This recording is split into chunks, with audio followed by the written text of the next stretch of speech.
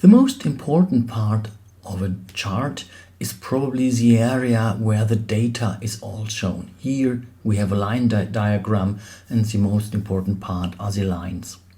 However, there are a few more things. You can see the diagram title, you can see the legend, and there are even more.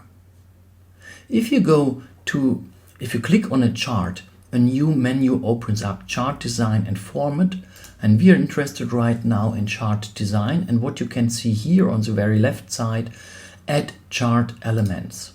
And you can see, for example, the axis. We have a x-axis and a y-axis. The axis can have titles, we can have a chart titles, we can have data labels, and so on and so on and so on. So how include this? Okay, we can, for example, add these axis title.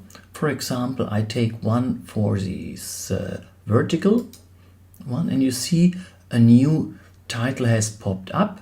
I could now change the text, but I can relate the text to, for example, some content in a cell. If now I have clicked on this text, I simply go to my entry field in here, and now I say, for example, it's this D1. There's no text in here, but I say it's turnover. Oh, and you see, if I change the content of D1, it will be displayed in here. I can enter here quartz, and I say, for example, enter. First I have to open the menu again.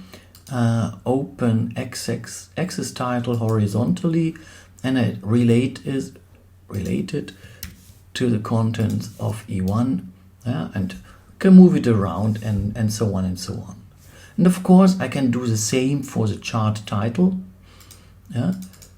Sorry, I don't have to click in here. I just have to go in my chart, bar chart in here, and say turnover in million per employee. That's how you can add and change things and my elements within a chart. And my recommendation is to not simply type in text into these elements, but relate it to some text in a cell.